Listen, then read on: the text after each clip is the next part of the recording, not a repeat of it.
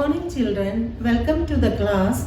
I am Mrs. Susan Paul, taking social science. Today, we are going to learn history lesson 1 of class 7, that is, tracing changes through 1,000 years. So, through this chapter, we are going to learn about the medieval period. What are the changes taken place during the medieval period? Children, you have already learned about the past period in your 6th standard. This year, you are going to learn about the medieval period that stretches from 8th century to 18th century. So we are going to learn what are the changes taken place during this time, that is economical, social, political and cultural changes in the life of the people. These are the content of this lesson, that is maps of medieval India, new and old terminologies, historians and their sources, new social and political groups, region and empire, old and new religions, time and historical periods. These are the content of this lesson. Now we are going to learn what is cartography. Cartography is the art or science of making maps. This is called as a cartography. And who is a cartographer? Cartographer means a person who study the history of map making is called as a cartographer. Here two cartographers pictures are given. This is Muhammad al-Idrisi. He is an Arab cartographer, and next one is Gulami Delisle. He is a French cartographer. Al-Idrisi made his map in 1154 AD. His map is a part of his world map. And here, what is the difference in this map? The letters are, or the name of place are written in Arabic letter. So, he showed North India in the bottom and South India and Sri Lanka on the top of the map. This means it refers to North India as South India. Then next map is drawn by French cartographer in 1720s. Here South India and Sri Lanka is given in the bottom and North India in the top. That means this map is more familiar to us. Why cartographers make these maps? Because the growth of trade and expansion of empire during the medieval period created the need for accurate maps. They used these maps on their voyages. Usually the Arabs and Europeans, they came to India for trade purposes. During their voyages, they used these maps. In map 1 and map 2, there is much difference. So what are the differences we can find? In map 1, South India and Sri Lanka is given on the top and North India is given in the bottom. But in map 2, both are the same. That means South India and Sri Lanka is given in south and North India is given in the top, in the north itself. So in map 1, Al-Idrisi wrote the names of places in Arabic letters. But in map 2, it is more familiar to us. This map is following now also. Thus we find that the cartography in these two periods differed from each other. That is why, while studying documents, maps and text from the past, historians must take into account the different historical backgrounds in which these maps were drawn. Okay children, now we are moving to the next topic, that is the new and old terminologies, different meanings of the term Hindustan. We learned that the context in which information is produced changes with time. What about language and their meanings? We know that historical records exist in a variety of languages which have changed over the years. For example, medieval Persian is entirely different from modern Persian, and here also the meanings of the term Hindustan is also changing over periods. First one for Minaji Siraj in 13th century, Hindustan was, according to him, Hindustan was a political term and included the areas of Punjab, Haryana and the land between Ganga and Yamuna. According to Babur, in the 16th century, he used the term Hindustan to describe the geography, the fauna and the culture of the inhabitants of the Indian subcontinent.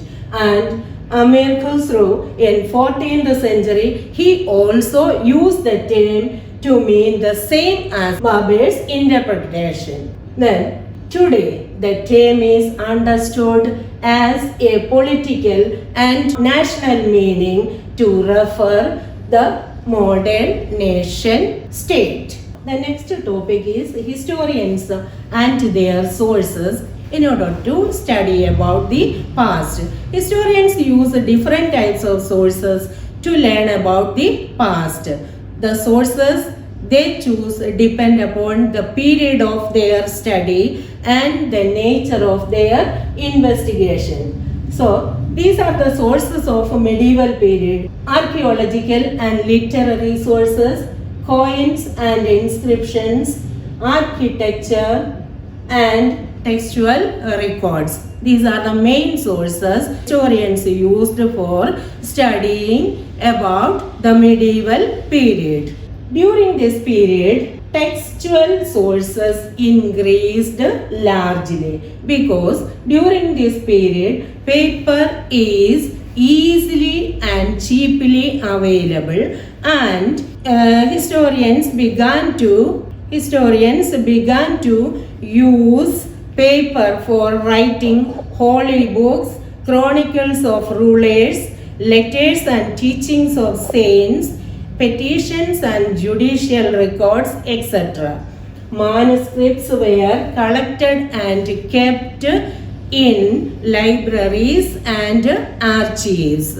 So, they were collected by wealthy people, monasteries and temples, and then they were kept in libraries and archives. What do you mean by archive? Archive is a place where manuscripts and documents were kept. So, they provide a lot of detailed information to historians, but they are also difficult to use. What are the difficulties historians face to use these manuscripts? We know that there are no printing press during that time. So, the scribes, they copied this by hand. So, when they are copying this by hand, they made small changes in words or sentences. These small changes grew over centuries and made the manuscripts substantially different from one another. So, historians often have to guess what the author had originally written. Next difficulty they faced is authors revised their chronicles time to time. For example, Ziauddin Barani wrote his chronicle for the first time in 1356 AD, and the second version he wrote after 2 years. So, the first one, the two different from each other. Moreover, historians did not even know about the first version until 1960s. Then, historians also have to be careful about the terms they use because it means different meanings. When historians read documents, maps, and text from the past, they have to keep in mind different historical backgrounds in which the information was produced. They also keep it in mind about the past when they are reading these documents and maps about the background in which this information was produced. Then, next topic is new social and political groups. During this period, that is between 700 and 1750, is a huge challenge to historians, largely because of the variety of developments that occurred during this period. New technologies developed like the Persian wheel in irrigation, then the spinning wheel in weaving, and the firearms in battle. Also, new foods and beverages arrived, new types of technologies developed, new crops developed. As a result, this was a period of great changes in the political, economic, social, and cultural life of the people. During this time also, people move from one place to another place in search of wealth and opportunities. You know that in ancient period, you have already learned in your 6th standard, the people move from one place to another place in search of food and other necessities. But during the medieval period, people moved from one place to another place in search of wealth and opportunities. One group of people who became more important during this period are the Rajputs. They are called as warriors, and also they claimed that they are belonging to Kshatriya caste. Then, and the other group, they were more important during this period, were the Marathas, the Sikhs, the Jats, the Ahoms, and the Kayasthas. Kayasthas means they are a caste of scribes and secretaries. So these people become politically more important during this period. Children, I am going to wind up this portion of first lesson, and we will see in the next class. Thank you very much.